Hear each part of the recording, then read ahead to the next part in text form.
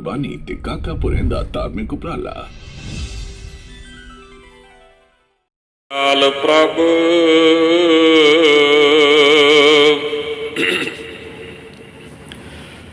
ਜਿਤ ਤੁਮਹਿ ਅਰਾਧਾ,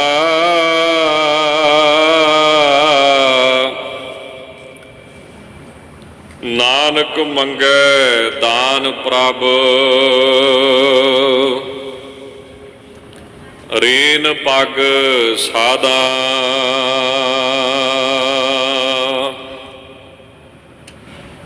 ਅੰਤਰਜਾਮੀ ਪੁਰਖ ਵਿਧਾਤੇ,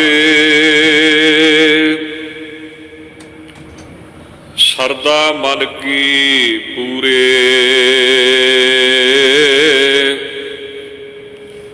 ਨਾਨਕ ਦਾਸ ਹੈ ਸੁਖ ਮੰਗੈ,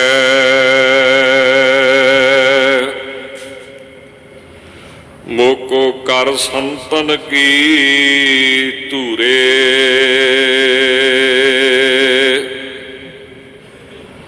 ਅੰਤਰਜਾਮੀ ਪੁਰਖ ਵਿਧਾਤੇ, ਸਰਦਾ ਮਨ ਕੀ ਪੂਰੇ। ਨਾਨਕ ਦਾਸ ਇਹੋ ਸੁਖ ਮੰਗੈ, ਕੋ ਕਰ ਸੰਤਨ ਕੀ ਧੂਰੇ। ਪਤਿਤ ਪਾਵਨ ਭਗਤ ਵਤਸਲ ਕਿਰਪਾ ਨਿਧਾਨ,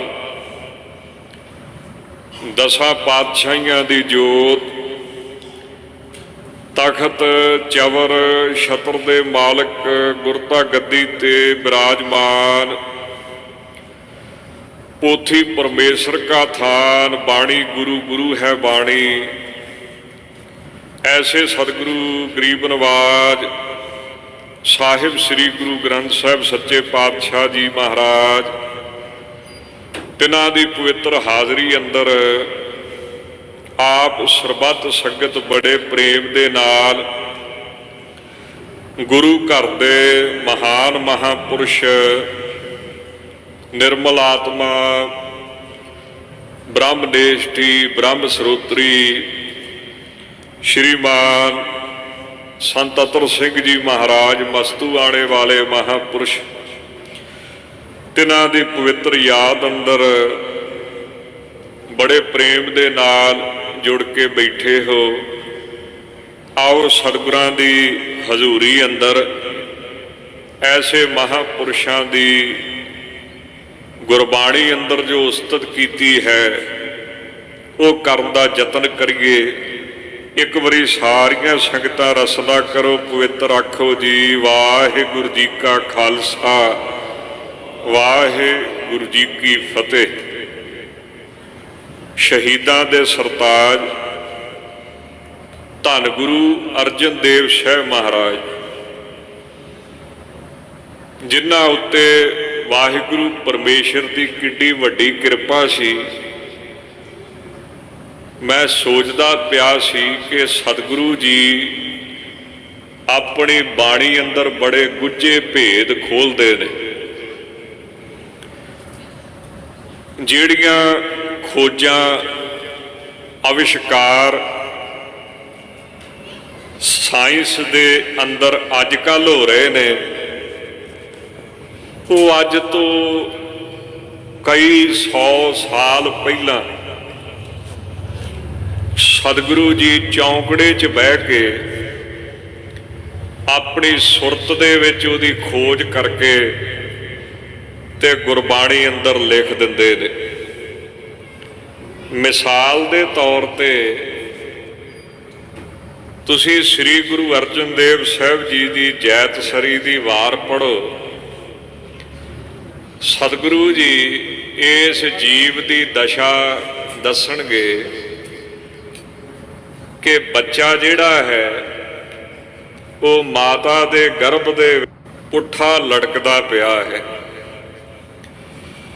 ਤੇ ਡਾਕਟਰ ਵੀ ਜੇ ਕਿਸੇ ਕਾਰਨ ਕਰਕੇ ਉਹਦਾ ਸਥਾਨ ਹਿੱਲ ਜੇ ਤੇ ਉਹਨੂੰ ਬੜੀ ਸਮਝਦਾਰੀ ਨਾਲ ਫੇਰ ਪੁੱਠਾ ਕਰਕੇ ਹੀ ਜਨਮ ਦਿਵਾਉਂਦੇ ਨੇ।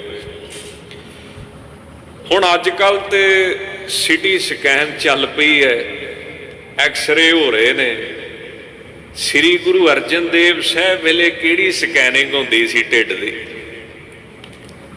ਸ੍ਰੀ ਗੁਰੂ ਅਰਜਨ ਦੇਵ ਸਾਹਿਬ ਵੇਲੇ ਕਿਹੜੇ ਐਕਸਰੇ ਹੁੰਦੇ ਸੀ? ਪਰ ਕਮਾਲ ਦੀ ਗੱਲ ਆ, ਉਹ ਪਤਾ ਕੀ ਲਿਖਦੇ ਨੇ ਆਪਣੀ ਬਾਣੀ ਅੰਦਰ? ਮੁੱਖ ਤਲੇ ਪੈਰ ਉੱਪਰੇ ਵਸੰਦੋ ਕੋਹ ਥੜੇ ਥਾਏ, ਵਸੰਦੜੋ ਕੋਹ ਥੜੇ ਥਾਏ, ਨਾਨਕ ਸੋ ਧਣੀ ਕਿਉਂ ਵਿਸਾਰਿਓ, ਉਧਰੈ ਜਿਸ ਦੇ ਨਾਏ। ਪੈਰ ਤਲੇ ਮੁੱਖ। ਹੁਣ ਇਸ ਦੀ ਜੇ ਆਪਾਂ ਵਿਆਖਿਆ ਕਰੀਏ ਤਾਂ ਮੈਂ ਹੈਰਾਨ ਹੁੰਨਾ ਕਿ ਸ੍ਰੀ ਗੁਰੂ ਅਰਜਨ ਦੇਵ ਸਾਹਿਬ ਤੁਹਾਨੂੰ ਕਿੱਦਾਂ ਪਤਾ ਸੀ? ਸ੍ਰੀ ਗੁਰੂ ਨਾਨਕ ਦੇਵ ਸਾਹਿਬ ਦੀ ਵੀ ਜੇ ਬਾਣੀ ਪੜ੍ਹਦੇ ਆ ਤਾਂ ਉੱਥੇ ਸ੍ਰੀ ਗੁਰੂ ਨਾਨਕ ਦੇਵ ਸਾਹਿਬ ਦਾ ਪਵਿੱਤਰ ਬਚਨ ਆਵੇਗਾ, ਪਾਤਾਲਾਂ ਪਾਤਾਲ ਲੱਖ, ਆਗਾਸਾਂ ਆਗਾਸ, ਕੋੜ ਕੋੜ ਕਪਾਲ ਥੱਕੇ, ਵੇਦ ਕਹਿਨ ਕਵਾਤ। ਹੁਣ ਇਸ ਗੱਲ ਨੂੰ ਅੱਜ ਦੀ ਦੁਨੀਆ ਸਿੱਧ ਕਰਦੀ ਹੈ ਕਿ ਇੱਕ ਗਲੈਕਸੀ ਵਿੱਚ ਕਰੋੜਾਂ ਹੀ ਤਾਰੇ ਆ, ਇੱਕ ਗਲੈਕਸੀ 'ਚ, ਤੇ ਇਸ ਬ੍ਰਹਿਮੰਡ ਦੇ ਵਿੱਚ ਇਹੋ ਜਿਹੀਆਂ ਪਤਾ ਨਹੀਂ ਕਿੰਨੀਆਂ ਕੁ ਗਲੈਕਸੀਆਂ, ਤੇ ਇੱਕ ਬ੍ਰਹਿਮੰਡ ਦੇ ਨਾਲ ਦੂਸਰਾ ਬ੍ਰਹਿਮੰਡ ਜੁੜਿਆ ਤੇ ਪਤਾ ਨਹੀਂ ਇਹੋ ਜਿਹੇ ਕਿੰਨੇ ਕੀ ਕਰੋੜਾਂ ਹੀ ਬ੍ਰਹਿਮੰਡ ਨੇ। ਹੈਰਾਨ ਹੋਈਦਾ ਕਈ ਵਾਰੀ ਬਾਣੀ ਦੀ ਵਿਚਾਰ ਪੜ੍ਹ ਕੇ ਕਿ ਬਾਬਾ ਜਗਤ ਗੁਰੂ ਸ੍ਰੀ ਗੁਰੂ ਨਾਨਕ ਦੇਵ ਸਾਹਿਬ ਮਹਾਰਾਜ ਤੇਰੇ ਤੋਂ ਕਿਹੜੀ ਲੈਬ ਸੀ ਜਿੱਥੇ ਬਹਿ ਕੇ ਤੂੰ ਏਡੀ ਵੱਡੀ ਗੱਲ ਕਰ ਦਿੰਦਾ ਸੀ। ਮੈਂ ਸਿੱਟੇ ਤੇ ਪਹੁੰਚਣ ਦਾ ਯਤਨ ਕੀਤਾ ਹੈ ਕਿ ਜਿਹੜੀ ਸੁਰਤ ਦੀ ਸਪੀਡ ਆ ਨਾ, ਜਿਹੜੀ ਸੁਰਤ ਦੀ ਤਾਕਤ ਆ, ਉਹ 500 ਸਾਲ ਪਹਿਲਾਂ ਉਹ ਗੱਲਾਂ ਦੱਸਦੀ ਪਈ ਆ ਜਿਹੜੀ ਅੱਜ ਲੋਕ ਕਰਦੇ ਪਏ। ਇੱਥੋਂ ਪਤਾ ਲੱਗਦਾ ਕਿ ਸੁਰਤ ਦਾ ਮਾਰਗ ਬਹੁਤ ਉੱਚਾ। ਠੀਕ ਹੈ, ਲੋਕਾਂ ਨੂੰ ਇਹਦੀ ਮਹੱਤਤਾ ਨਹੀਂ ਹੋਵੇਗੀ, ਪਰ ਜਿਨ੍ਹਾਂ ਨੂੰ ਮਹੱਤਤਾ ਉਹ ਰੋਜ਼ ਸ਼ਾਮ ਨੂੰ ਆਣ ਕੇ 7 ਤੋਂ 8 ਵਾਹਿਗੁਰੂ ਦਾ ਸਿਮਰਨ, ਸੁਰਤ ਸ਼ਬਦ ਦਾ ਅਭਿਆਸ ਕਰਦੇ, ਰੋਜ਼ ਸਿਮਰਨ ਵਿੱਚ ਜੁੜਦੇ। ਐਸੇ ਸ੍ਰੀ ਗੁਰੂ ਅਰਜਨ ਦੇਵ ਸਾਹਿਬ ਮਹਾਰਾਜ ਨੂੰ ਪੁੱਛਿਆ ਗਿਆ ਕਿ ਸ੍ਰੀ ਗੁਰੂ ਅਰਜਨ ਦੇਵ ਸਾਹਿਬ ਮਹਾਰਾਜ ਕਿਰਪਾ ਕਰਕੇ ਦੱਸੋ ਵੀ ਸੰਤ ਦੀ ਨਿਸ਼ਾਨੀ ਕੀ ਹੈ? ਹੁਣ ਦੇਖੋ, ਦੋ ਤਰ੍ਹਾਂ ਦੀ ਅਵਸਥਾ ਹੁੰਦੀ ਹੈ। ਇੱਕ ਹੁੰਦੀ ਸਵੈ ਸੰਵੇਦ, ਇੱਕ ਹੁੰਦੀ ਹੈ ਪਰ ਸੰਵੇਦ। ਸਵੈ ਸੰਵੇਦ ਮੈਨੇ ਜਿਹਨੂੰ ਤੁਸੀਂ ਆਪ ਹੀ ਜਾਣਦੇ ਹੋ, ਸਵੈ ਆਪਣਾ ਆਪ। ਸੰਵੇਦ ਭਲੀ ਪ੍ਰਕਾਰ ਸੰਭ ਵੇਦ ਮੈਨੇ ਜਾਣਨਾ। ਜਿਵੇਂ ਤੁਹਾਡੇ ਮਨ ਵਿੱਚ ਕੀ ਚੱਲਦਾ ਹੈ ਤੁਸੀਂ ਜਾਣਦੇ ਹੋ। ਪਰ ਸੰਵੇਦ ਪਰਾਇਆ ਬੰਦਾ ਸੰਵੇਦ ਭਲੀ ਪ੍ਰਕਾਰ ਇਸ ਚੀਜ਼ ਨੂੰ ਨਹੀਂ ਜਾਣ ਸਕਦਾ। ਉਹ ਬਾਹਰਲੀ ਰਹਿਤ ਤੇ ਮੇਰੀ ਦੇਖ ਸਕਦਾ, ਮੇਰੇ ਕੱਪੜੇ ਦੇਖ ਸਕਦਾ, ਮੇਰੇ ਵਿਚਾਰ ਸੁਣ ਸਕਦਾ, ਤੋਲ ਸਕਦਾ, ਮੇਰੀ ਰਹਿਣੀ ਦੇਖ ਸਕਦਾ, ਮੇਰੀ ਕਹਿਣੀ ਦੇਖ ਸਕਦਾ, ਤਰੱਕੀ ਦੇਖ ਸਕਦਾ, ਪਰ ਮੇਰੇ ਮਨ ਵਿੱਚ ਜੋ ਚੱਲਦਾ ਹੈ ਉਹ ਨਹੀਂ ਦੇਖ ਸਕਦਾ।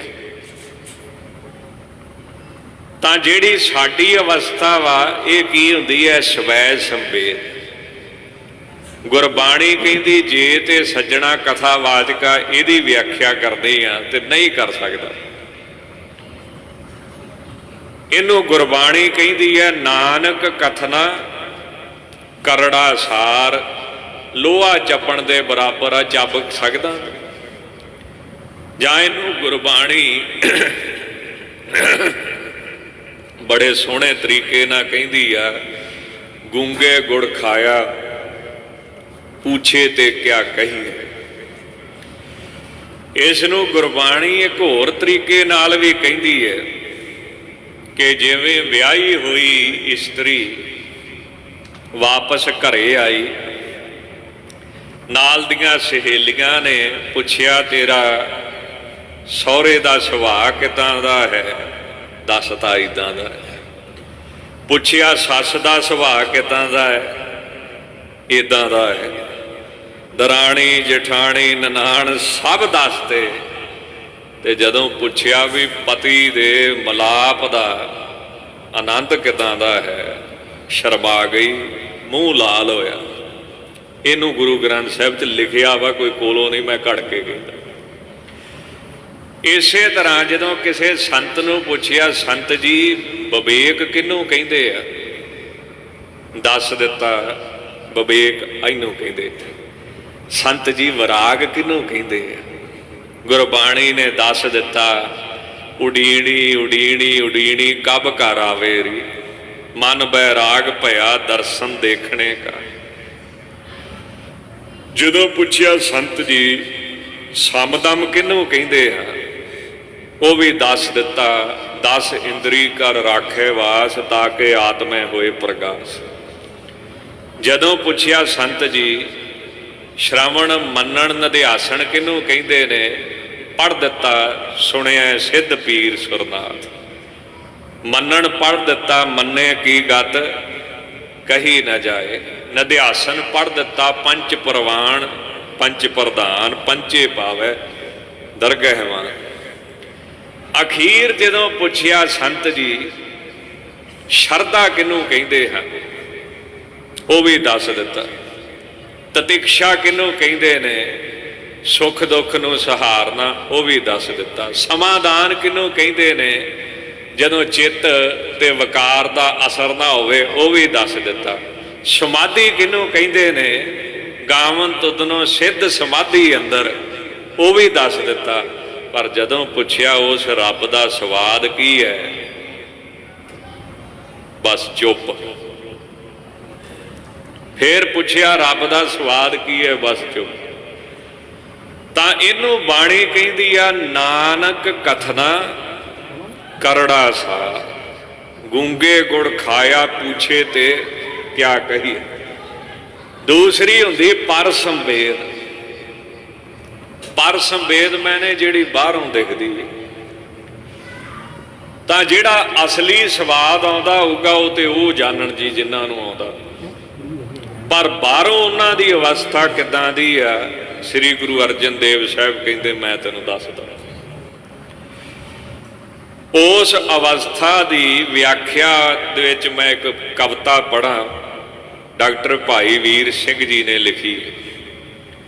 ਉਹ ਲਿਖਦੇ ਨੇ ਜਿਨ੍ਹਾਂ ਉਚਾਈਆਂ ਉੱਤੋਂ ਬੁੱਧੀ ਖੰਭ ਸਾੜ ਢੱਠੀ, ਜਿੱਥੇ ਜਾ ਕੇ ਤੇਰੀ ਬੁੱਧੀ ਤੇਰੀ ਵਿਚਾਰ ਸ਼ਕਤੀ, ਬੁੱਧੀ ਤੋਂ ਅੱਗੇ ਤੇ ਆਤਮਾ ਹੀ ਹੈ, ਇਸ ਤੋਂ ਅੱਗੇ ਤੇ ਕਹਾਣੀ ਖਤਮ। ਜਿੱਥੇ ਜਾ ਕੇ ਤੇਰੀ ਸੋਚ ਸ਼ਕਤੀ ਵੀ ਥੱਲੇ ਰਹਿ ਜਾਂਦੀ।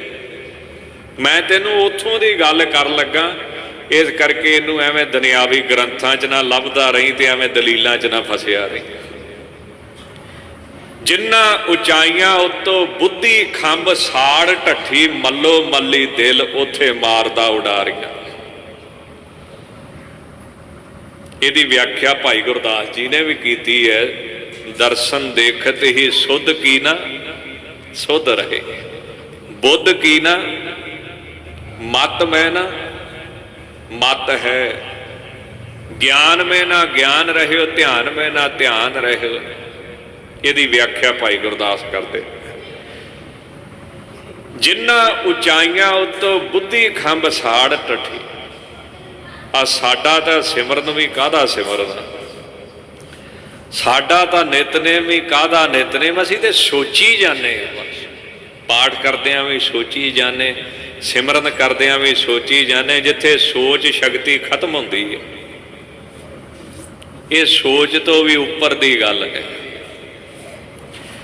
ਮੱਲੋ ਮੱਲੀ ਦਿਲ ਉੱਥੇ ਮਾਰਦਾ ਉਡਾਰੀਆਂ, ਪਿਆਲੇ ਅਣ ਡਿੱਠੇ ਨਾਲ ਬੁੱਲ ਲੱਗ ਜਾਣ। ਉੱਥੇ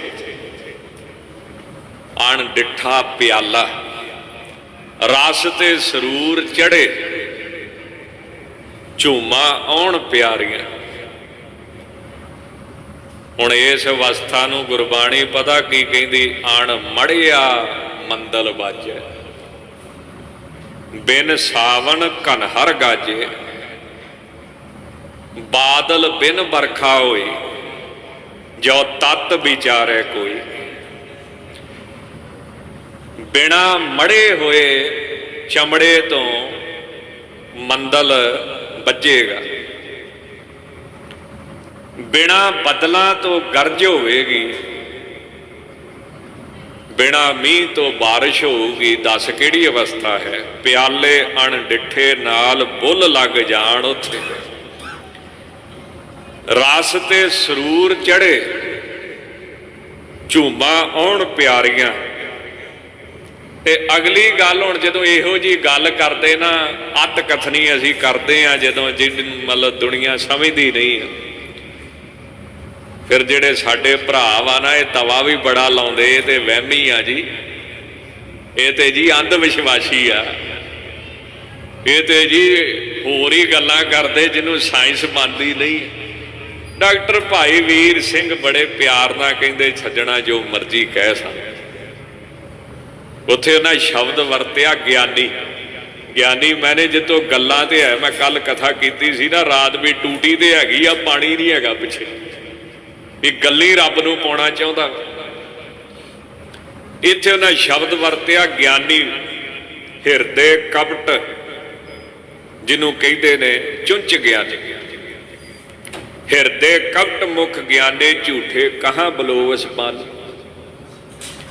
ਉਹ ਜਿਹੜਾ ਗਿਆਨੀ ਨਾ ਸਿਰਫ ਗੱਲਾਂ ਵਾਲਾ, ਉਹ ਸਾਨੂੰ ਨਾ ਬੜੀ ਬੇਇੱਜ਼ਤੀ ਕਰਦਾ ਕਥਾ 'ਚ ਸਾਡੇ। ਉਹ ਬੜਾ ਤਵਾ ਲਾਉਂਦਾ ਕਈ ਵਾਰੀ ਸਾਡੇ ਤੇ। ਮਹਾਰਾਜ ਜੀ ਲਿਖਦੇ, ਕਹਿੰਦੇ ਗਿਆਨੀ ਸਾਨੂੰ ਹੋੜਦਾ ਹੈ। ਗਿਆਨੀ ਕਹਿੰਦਾ ਇਹੋ ਜਿਹੀਆਂ ਗੱਲਾਂ ਨਾ ਕਰਿਆ ਕਰੋ, ਅੱਤ ਕਥਨੀ ਨਾ ਕਰਿਆ ਕਰੋ। ਵਹਿਮੀ ਢੋਲਾ ਆਖਦਾ ਹੈ ਕਿ ਇਹ ਜਿੰਨੇ ਸੰਤਾਂ ਸਾਧਾਂ ਨੂੰ ਮੰਨਣ ਵਾਲੇ ਸਭ ਵਹਿਮੀ ਬੰਦੇ, ਅੰਧ ਵਿਸ਼ਵਾਸੀ ਬੰਦੇ। ਗਿਆਨੀ ਸਾਨੂੰ ਹੋੜਦਾ ਹੈ, ਵਹਿਮੀ ਢੋਲਾ ਆਖਦਾ ਹੈ। ਪਰ ਡਾਕਟਰ ਭਾਈ ਵੀਰ ਸਿੰਘ ਕਹਿੰਦੇ ਮਾਰੇ ਗਏ, ਅਸੀਂ ਤੇ ਕਹਿੰਦਾ ਮਰ ਗਏ ਉਦਣ ਦੇ। ਬੁੱਧੋਂ ਪਾਰ ਜਿਨ੍ਹਾਂ ਲਾਈਆਂ ਤਾਰੀਆਂ, ਕਿਤੇ ਬੁੱਧੀ ਤੋਂ ਅੱਗੇ ਲੰਘ ਕੇ ਤੇ ਵੇਖ, ਗਿਆਨ ਧਿਆਨ ਤੇ ਸਾਰਾ ਬੁੱਧੀ ਤੱਕ ਹੀ। ਇਹ ਤੋਂ ਅੱਗੇ ਤੇ ਜਾ ਜਿੱਥੇ ਸ਼ਬਦ ਨਹੀਂ, ਅੱਖ ਨਹੀਂ, ਕੰਨ ਨਹੀਂ, ਜ਼ਬਾਨ ਨਹੀਂ, ਉੱਥੇ ਜਾ ਕੇ ਤੇ ਬਹਿ ਕੇ ਵੇਖ। ਤਾਂ ਮਹਾਰਾਜ ਜੀ ਨੇ ਇਸ ਅਵਸਥਾ ਨੂੰ ਕਹਿਣ ਦਾ ਯਤਨ ਆਪਣੇ ਸ਼ਬਦਾਂ 'ਚ ਕੀਤਾ ਹੈ। ਸ੍ਰੀ ਗੁਰੂ ਅਰਜਨ ਦੇਵ ਸਾਹਿਬ ਨੇ ਕੁਝ ਨਿਸ਼ਾਨੀਆਂ ਦਸੀਆਂ ਪੂਰੇ ਸੰਤਾਂ ਨੂੰ। ਉਹ ਲਿਖਦੇ ਨੇ, ਮੰਤਰੰਗ ਰਾਮ ਰਾਮ ਨਾਮੰਗ, ਧਿਆਨੰਗ ਸਰਬੱਤਰ ਪੂਰਨ ਹੈ। ਰੱਬ ਦਾ ਸਿਮਰਨ ਚੱਲਦਾ ਹੋਵੇ ਤੇ ਹਰ ਜਗ੍ਹਾ ਰੱਬ ਦਿਖਦਾ ਹੋਵੇ। ਗਿਆਨੰਗ ਸਮ ਦੁਖ ਸੁਖੰਗ, ਜੁਗਤ ਨਿਰਮਲ ਨਿਰਵੈਰਣ ਹੈ। ਸੁੱਖ ਤੇ ਦੁੱਖ ਦਾ ਉਹਦੇ ਉੱਤੇ ਅਸਰ ਨਾ ਪੈਂਦਾ ਹੋਵੇ ਤੇ ਨਿਰਵੈਰ ਦ੍ਰਿਸ਼ਟੀ ਵਿੱਚ ਵਿਚਰਦਾ ਹੋਵੇ, ਕਿਸੇ ਨਾਲ ਵੈਰ ਨਹੀਂ, ਕਿਸੇ ਨਾਲ ਵਿਰੋਧ ਨਹੀਂ। ਸੰਤ ਮਹਾਰਾਜ ਸੰਤ ਅਤਰ ਸਿੰਘ ਜੀ ਮਸਤੂਆੜੇ ਵਾਲੇ, ਇਹ ਗੁਣ ਉਹਨਾਂ ਵਿੱਚ ਕੁੱਟ-ਕੁੱਟ ਕੇ ਭਰੇ ਸੀ। ਬਾਬਾ ਕਰਮ ਸਿੰਘ ਜੀ ਦੇ ਘਰ ਉਹਨਾਂ ਦਾ ਜਨਮ ਹੋਇਆ। ਪਵਿੱਤਰ ਆਤਮਾ ਮਾਤਾ ਭੋਲੀ ਨੇ ਉਹਨਾਂ ਨੂੰ ਜਨਮ ਦਿੱਤਾ। ਬਾਬਾ ਬੂਟਾ ਸਿੰਘ ਜੀ ਤੋਂ ਜਨਮ ਵੇਲੇ ਛੋਟੀ ਅਵਸਥਾ ਵਿੱਚ, ਬਚਪਨ ਵਿੱਚ ਗੁਰਬਾਣੀ ਪੜ੍ਹੀ। 17 ਸਾਲ ਦੀ ਉਮਰ 'ਚ ਫੌਜ 'ਚ ਭਰਤੀ ਹੋਏ।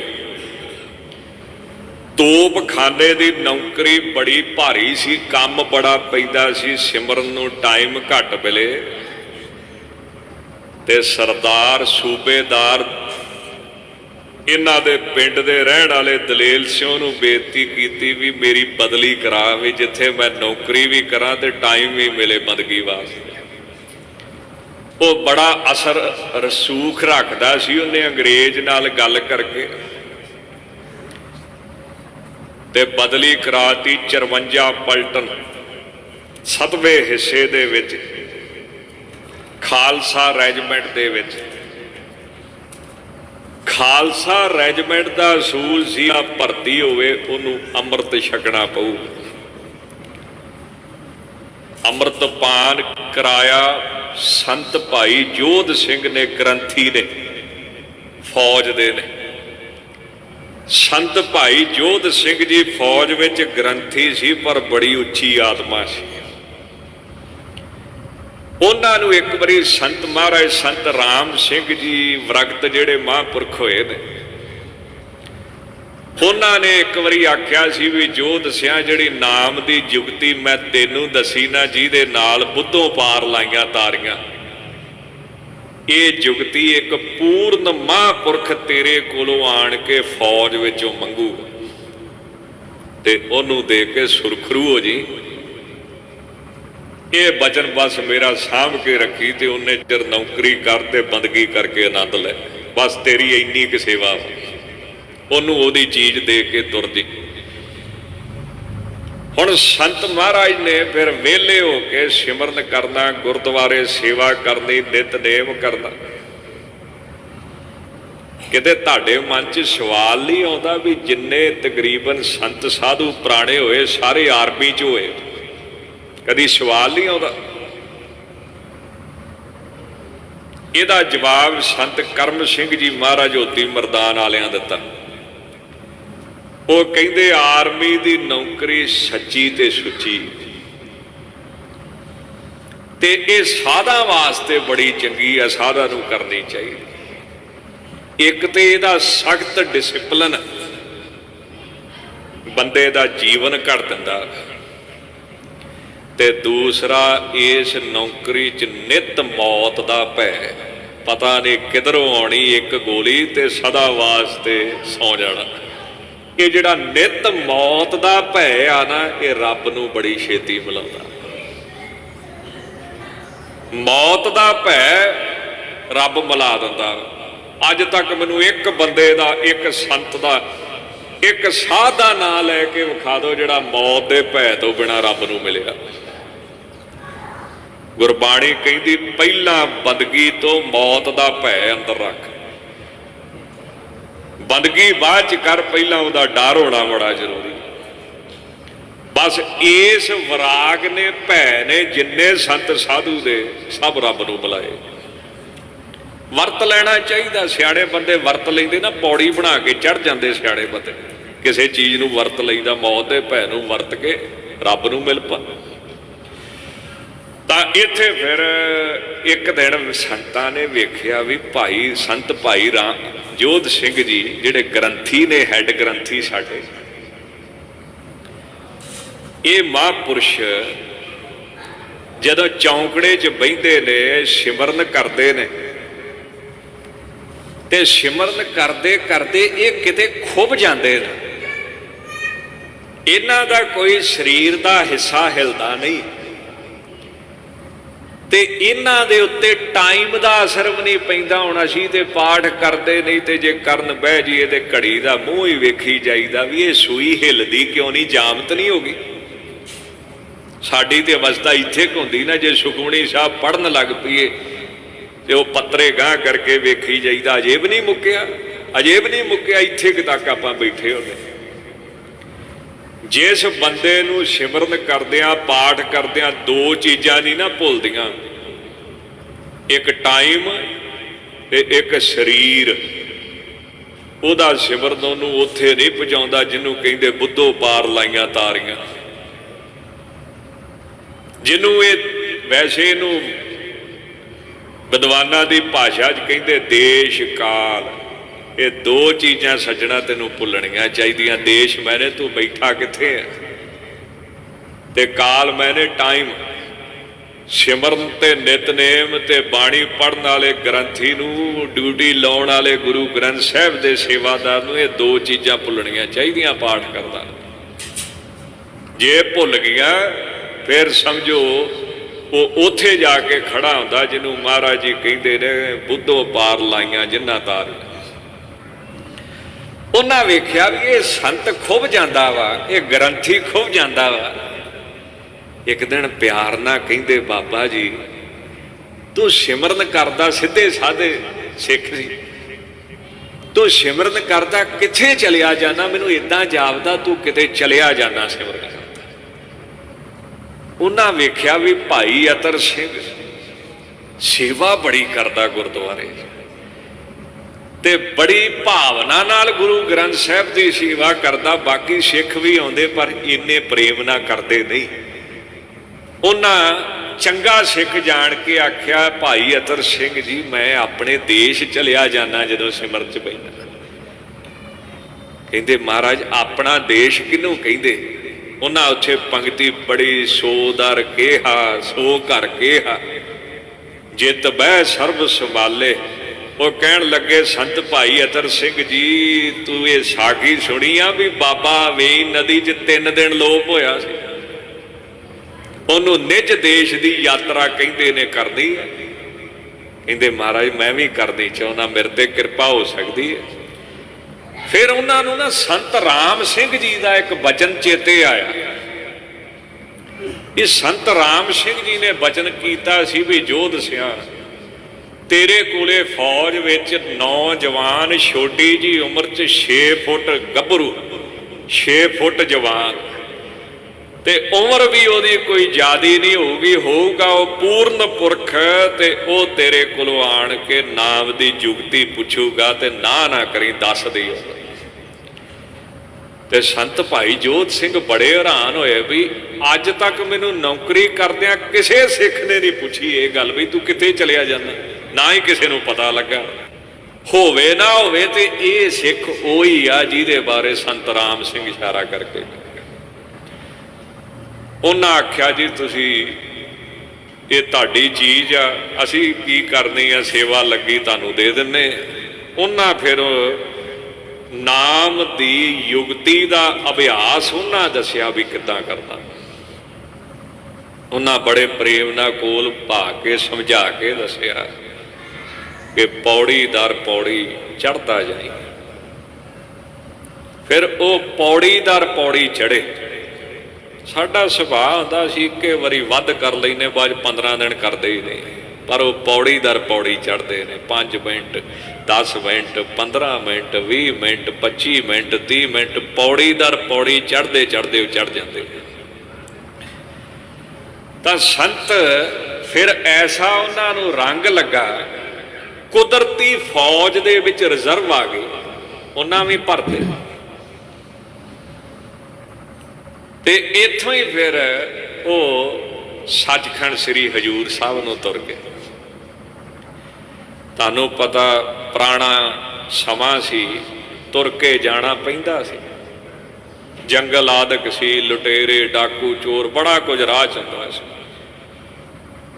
ਉਹਨਾਂ ਇੱਕ ਨਿਯਮ ਕੀਤਾ, ਜਦੋਂ ਸੱਜਾ ਪੈਰ ਪੁੱਟਣਾ ਉਹਨਾਂ ਕਹਿਣਾ ਵਾਹੇ, ਜਦੋਂ ਖੱਬਾ ਪੁੱਟਣਾ ਉਹਨਾਂ ਕਹਿਣਾ ਗੁਰੂ। ਬਸ ਇਸ ਨਿਯਮ 'ਚ ਉਹਨਾਂ ਦਾ ਤੁਰਨਾ ਵੀ ਸਿਮਰਨ ਬਣ ਗਿਆ, ਉਹ ਤੁਰਦੇ ਵੀ ਸਿਮਰਨ ਕਰਦੇ।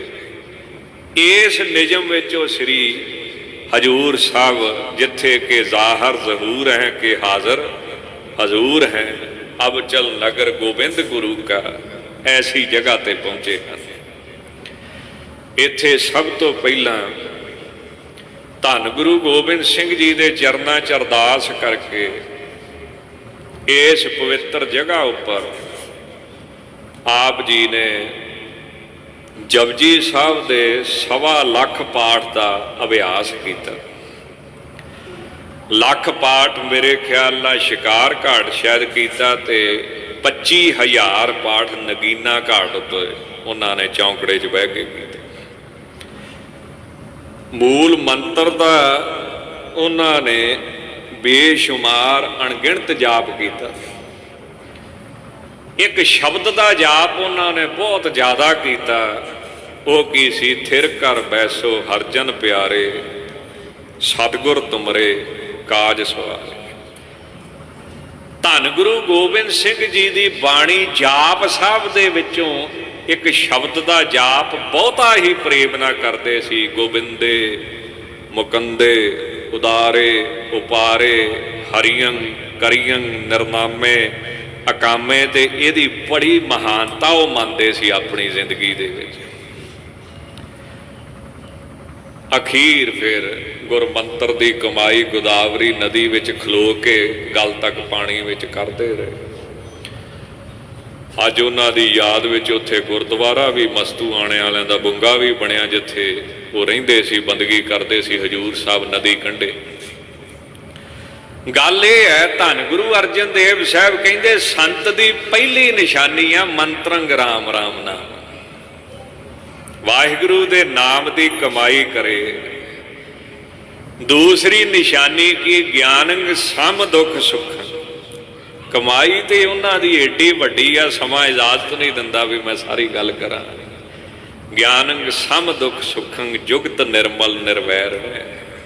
ਸੁਖ ਦੁੱਖ ਚ ਬਰਾਬਰ ਰਵੇ, ਨਿਰਵੈਰ ਰਵੇ। ਤੀਸਰੀ ਨਿਸ਼ਾਨੀ ਸੰਤ ਦੀ ਕੀ ਹੈ? ਉਪਦੇਸ਼ੰ ਸਮ ਮਿੱਤਰ ਸਤਰਹਿ ਹੈ, ਭਗਵੰਤ ਭਗਤ ਭਾਵਦੀ। ਦੁਸ਼ਮਣ ਆਵੇ ਸੱਜਣ ਆਵੇ, ਸਭ ਨੂੰ ਬਰਾਬਰ ਦਾ ਉਪਦੇਸ਼।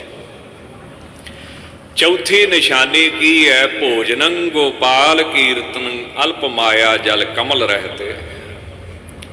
ਮਾਇਆ ਤੋਂ ਨਿਰਲੇਪ ਰਵੇ, ਪੈਸੇ ਦਾ ਜੜ ਤੇ ਚੇਤਨ ਦਾ ਜਿਹਦੇ ਉੱਤੇ ਅਸਰ ਨਾ ਪਵੇ। ਮੈਂ ਥੋੜਾ ਸਮਾਂ, ਜੇ ਤੁਸੀਂ ਹੁਕਮ ਕਰੋ 5 ਮਿੰਟ ਤੁਹਾਡੇ ਵੱਧ ਲੈਣਾ ਚਾਹੁੰਦਾ, ਗੱਲ ਪੂਰੀ ਕਰਾਂ।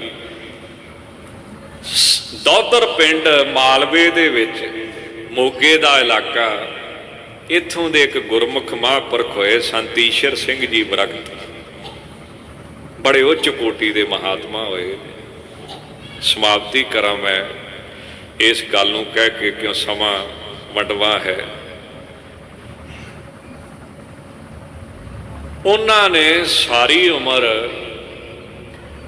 ਕਿਸੇ ਮਹਾਂਪੁਰਖ ਦਾ ਇੰਨਾ ਮਾਣ ਨਹੀਂ ਕੀਤਾ, ਸਤਿਕਾਰ ਨਹੀਂ ਕੀਤਾ, ਕਿਉਂ ਆਪ ਬੜੀ ਉੱਚ ਅਵਸਥਾ ਤੇ ਪਹੁੰਚੇ ਸੀ। ਕਰਦੇ ਸੀ ਪਰ ਇੰਨਾ ਨਹੀਂ ਸੀ ਕਰਦੇ। ਏਡੇ ਉੱਚ ਕੋਟੀ ਦੇ ਮਹਾਤਮਾ ਸੀ। ਰਾਜਾ ਹੀਰਾ ਸਿੰਘ ਜੀ ਨਾਭਾਪਤੀ, ਉਹਨਾਂ ਇੱਕ ਵਾਰੀ 1 ਲੱਖ ਰੁਪਈਆ ਭੇਟਾ ਕੀਤਾ। ਅੱਜ ਕੱਲ੍ਹ ਦੇ 1 ਕਰੋੜ ਤੇ ਤੁਸੀਂ ਸਮਝ ਸਕਦੇ ਹੋ, 1 ਕਰੋੜ।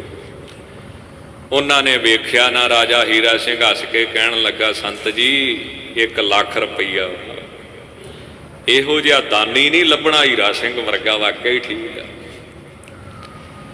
ਮਹਾਰਾਜ ਜੀ ਕਹਿਣ ਲੱਗੇ, ਜੇ ਇਹੋ ਜਿਹਾ ਦਾਨੀ ਨਹੀਂ ਲੱਭਣਾ ਤੇ ਚੁੱਕ ਲਾ, ਈਸ਼ਰ ਸਿੰਘ ਵਰਗਾ ਕੋਈ ਵਰਗਤ ਨਹੀਂ ਜੰਮਣਾ ਜਿਹੜਾ 1 ਲੱਖ ਰੁਪਏ ਨੂੰ ਲੱਤ ਮਾਰੂਗਾ ਤੇਰੇ ਨੂੰ। ਅੱਜ ਕੱਲ੍ਹ ਦੇ ਕਰੋੜ ਦੇ ਬਰਾਬਰ। ਉਹਨਾਂ ਸਮਿਆਂ ਦੀ ਗੱਲ, ਪੁਰਾਣੀ ਗੱਲ। ਰਾਜਾ ਹੀਰਾ ਸਿੰਘ ਜੀ, ਉਹ ਇੱਕ ਵਾਰੀ ਸੰਤ ਅਤਰ ਸਿੰਘ ਜੀ ਮਹਾਰਾਜ ਆਏ। ਉਹ ਹੱਥ ਜੋੜ ਕੇ ਖੜੇ ਹੋ, ਹੱਥ ਜੋੜ ਕੇ। ਹੁਣ ਜਿੰਨੇ ਨਿਰਮਲੇ ਸੰਤ ਸੀ ਨਾ, ਉਹਨਾਂ ਗੁੱਸਾ ਕੀਤਾ। ਆਸ਼ਰਮ 'ਚ ਲੈ ਗਏ ਹਰਿਦੁਆਰ। ਉਹਨਾਂ ਗੁੱਸਾ ਕੀਤਾ ਵੀ ਇਹ ਕੀ ਐਵੇਂ ਨੌਜਵਾਨ ਜਿਹਾ ਗੱਭਰੂ ਜਿਹਾ ਤੇ ਤੁਸੀਂ ਇਹਨੂੰ ਏਡਾ ਮਾਣ ਕਰਕੇ ਹੱਥ ਜੋੜ ਕੇ ਖੜੇ ਹੋ ਗਏ। ਪਤਾ ਕੀ ਆਖਿਆ? ਗੁੱਸਾ ਨਾ ਕਰਿਓ, ਚਿੱਟ ਕੱਪੜੀਆ ਸਾਧ। ਨਿਰਮਲੇ ਭੰਗਵੇ ਪਾਉਂਦੇ ਹਨ। ਇਹ ਚਿੱਟ ਕੱਪੜੀਆ ਸਾਧ, ਇਹਦੀ ਉਮਰ ਕੀ ਆ? ਨੌਜਵਾਨ ਆ। ਨੌਜਵਾਨ 'ਚ ਕਾਮ ਤੇ ਕ੍ਰੋਧ ਤੇ ਭਰੇ ਪਏ ਆ, ਤੇ ਤੁਸੀਂ ਇਹਨੂੰ ਮੱਥਾ ਟੇਕਦਾ ਖੜੇ ਹੋ ਗਏ ਤੇ ਆਸਣ ਤੇ ਬਿਠਾਇਆ। ਸੰਤ ਈਸ਼ਰ ਸਿੰਘ ਕੌਣ ਸੀ? ਜਿਹਨੂੰ 4 ਵੇਦ ਜ਼ਬਾਨੀ ਯਾਦ ਸੀ। ਐਸੇ ਵਰਗਤ ਮਹਾਂਪੁਰਖ। ਉਹ ਕਹਿੰਦੇ ਜਿਹਨੂੰ ਤੁਸੀਂ ਚਿੱਟ ਕੱਪੜੀਆ ਨੌਜਵਾਨ ਗੱਭਰੂ ਸਾਧ ਕਹਿੰਦੇ ਆ ਨਾ, ਇਹ ਗੁਰੂ ਗੋਬਿੰਦ ਸਿੰਘ ਜੀ ਵੱਲੋਂ ਭੇਜੀ ਹੋਈ ਪੂਰਨ ਆਤਮਾ। ਤੇ ਤੁਸੀਂ ਮੈਨੂੰ ਕਹਿੰਦੇ ਵੀ ਤੂੰ ਇਹਦਾ ਸਤਿਕਾਰ ਕਰਦਾ। ਮੈਂ ਤੁਹਾਨੂੰ ਸੱਚ ਦੱਸਦਾ ਵੀ ਤੁਸੀਂ ਹਰਿਦੁਆਰ ਤੋਂ ਲੈ ਕੇ ਦੌਦਰ ਪਿੰਡ ਤੱਕ ਹੀਰਿਆਂ ਦੀ ਸੜਕ ਬਣਾ ਦਿਓ, ਸੋਨੇ ਦੀ ਸੜਕ ਬਣਾ ਦਿਓ, ਜਾਓ, ਈਸ਼ਰ ਸਿੰਘ ਵੇਖੂਗਾ ਨਹੀਂ। ਜੜ ਮਾਇਆ ਨੂੰ ਈਸ਼ਰ ਸਿੰਘ ਵੇਖੂਗਾ ਨਹੀਂ। ਪਰ ਮੈਂ ਇੱਕ ਗੱਲੋਂ ਡਰਦਾ ਵਾਂ। ਕਹਿੰਦੇ ਤੁਸੀਂ ਵੀ ਡਰਦੇ ਆ? ਹਾਂ। ਕਹਿੰਦੇ ਜੇ ਚੇਤਨ ਮਾਇਆ ਆ ਗਈ ਨਾ, ਕੋਈ ਸ਼ਿੰਗਾਰ ਕਰਕੇ ਮੇਰੇ ਸਾਹਮਣੇ ਖੜੀ ਹੋ ਗਈ, ਤੇ ਮੈਂ ਡਰਦਾ ਕਿਤੇ ਮੇਰਾ ਮਨ ਬੇਈਮਾਨ ਨਾ ਹੋ ਜਾਏ। ਪਰ ਆ ਜਿਹਨੂੰ ਤੁਸੀਂ ਨੌਜਵਾਨ ਕਹਿੰਦੇ ਨਾ, ਆ ਜਿਹਨੂੰ ਤੁਸੀਂ ਕਹਿੰਦੇ ਨੌਜਵਾਨ, ਇਹਦੇ ਤੇ ਏਡੀ ਦਸਵੇਂ ਪਾਤਸ਼ਾਹ ਦੀ ਕਿਰਪਾ, ਭਾਵੇਂ ਚੇਤਨ ਆ ਜੇ ਜੜ ਆ ਜੇ, ਇਹਦੇ ਤੇ ਰੱਤੀ ਭਰ ਅਸਰ ਨਹੀਂ ਪੈਂਦਾ। ਇਸ ਕਰਕੇ ਮੈਂ ਵੀ ਇਹਦੇ ਅੱਗੇ ਹੱਥ ਜੋੜ ਕੇ ਖਲੋਣਾ ਹੈ ਕਿ ਮੇਰੇ ਆਸਣ ਤੇ ਬਹਿ ਤੇ ਮੈਂ ਹੱਥ ਜੋੜ ਕੇ ਖੜਾ। ਐਸੇ ਮਹਾਂਪੁਰਖ ਭੋਜਨੰ ਗੋਪਾਲ ਕੀਰਤਨੰ ਅਲਪ ਮਾਇਆ, ਮਾਇਆ ਚੋਂ ਕਿੱਦਾਂ ਨਿਰਲੇਪ ਲੈਣਾ। ਸੰਤ ਅਤਰ ਸਿੰਘ ਜੀ ਮਹਾਰਾਜ ਜਲ ਕਮਲ ਰਹਿਤੇ ਪਰ ਦਿੰਦਾ ਨੈਣ ਸਰੋਤ ਸ਼ਰਵਣੰ, ਆਪ ਤਿਆਗ ਸਗਲ ਰੇਣ ਕਹਿ। ਕਿਸੇ ਦੀ ਨਿੰਦਿਆ ਸੁਣਨੀ ਨਹੀਂ, ਜੇ ਕੋਈ ਕਰੇ ਤੇ ਉਹਨੂੰ ਵੀ ਸਮਝਾਉਣਾ, ਤੇ ਆਪ ਚਰਨਾਂ ਦੀ ਧੂੜ ਬਣ ਕੇ ਰਹਿਣਾ। ਖੱਟ ਲਖਿਆਣ ਪੂਰਨੰਗ ਪੁਰਖੈ ਨਾਨਕ ਨਾਮ ਸਾਧ ਸਵਜਨੈ। ਸ੍ਰੀ ਗੁਰੂ ਅਰਜਨ ਦੇਵ ਸਾਹਿਬ ਕਹਿੰਦੇ ਐਵੇਂ ਹਾਰੀ ਸਾਰੀ ਦੇ ਅੱਗੇ ਨੱਕ ਨਹੀਂ ਰਗੜੀਦਾ, ਐਵੇਂ ਹਾਰੀ ਸਾਰੀ ਨੂੰ ਰੱਬ ਨਾ ਬਣਾ ਲਿਆ ਕਰੋ, ਐਵੇਂ ਹਾਰੀ ਸਾਰੀ ਨੂੰ ਸੰਤ ਨਾ ਸਮਝ ਲਿਆ ਕਰੋ। ਜਿਹਦੇ ਵਿੱਚ ਇਹ 6 ਨਿਸ਼ਾਨੀਆਂ ਲੱਗਦੀਆਂ ਨੇ ਉਹਨੂੰ ਸੰਤ ਸਮਝ ਕੇ ਉਹਦਾ ਮਾਣ ਕਰਿਆ ਕਰੋ, ਸਤਿਕਾਰ ਕਰਿਆ ਕਰੋ, ਭੁੱਲ ਚੁੱਕ ਦੀ ਖਿਮਾ। ਆਓ ਜੀ ਫਤਿਹ ਦੀ ਸਾਂਝ ਪਾਈਏ। ਗੁਰੂ ਕਿਰਪਾ ਕਰੇ ਸਾਮਤ ਦੇਹੋ ਦਇਆਲ ਪ੍ਰਭ, ਜਿਤ ਤੁਮਹਿ ਰਾਧਾ ਨਾਨਕ ਮੰਗੈ ਦਾਨ ਪ੍ਰਭ। ਰੇਨ ਪੱਗ ਸਾਧਾ ਸਾਧ ਪਠਾਏ ਆਪ ਹਰ, ਹਮ ਤੁਮ ਤੇ ਨਾਹੀ ਦੂਰ। ਸਾਧ ਰੂਪ ਆਪਣਾ ਤਨ ਧਾਰਿਆ, ਜਨ ਕੀ ਮਹਿਮਾ ਕਥੀ ਕਹੀ ਕਥਰੀ ਨਾ ਜਾਏ। ਪਾਰ ਬ੍ਰਹਮ ਜਨ ਰਹਿਆ ਸਮਾਏ। ਭਗਤ ਰਵਿਦਾਸ ਨੂੰ ਪੁੱਛਿਆ ਸਾਧ ਕੌਣ ਆ? ਦੁਨੀਆ ਤੇ ਕਹਿੰਦੀ ਪਖੰਡੀ ਆ, ਇਹ ਆ ਉਹ ਆ, ਬੜਾ ਕੁਝ ਆ। ਮਹਾਰਾਜ ਜੀ ਹੱਥ ਜੋੜ ਕੇ ਕਹਿਣ ਲੱਗੇ ਸੰਤ ਤੁਜੀ ਤਨ, ਸੰਤ ਤੇ ਰੱਬ ਦਾ ਸਰੀਰ ਆ। ਗੁਰਸਿੱਖ ਨਾਮ ਅਭਿਆਸੀ ਰੱਬ ਦਾ ਸਰੀਰ ਆ। ਜੇ ਰੱਬ ਵੇਖਣਾ ਉਹਦਾ ਰੰਗ ਰੂਪ ਨਹੀਂ, ਇਹਨਾਂ ਗੁਰਸਿੱਖਾਂ ਨੂੰ ਦੇਖ ਜਿਹੜੇ ਨਾਮ ਜਪਦੇ ਸੇਵਾ ਕਰਦੇ, ਇਹ ਰੱਬ ਦਾ ਰੂਪ ਹੈ। ਵਾਹਿਗੁਰੂ ਜੀ ਕਾ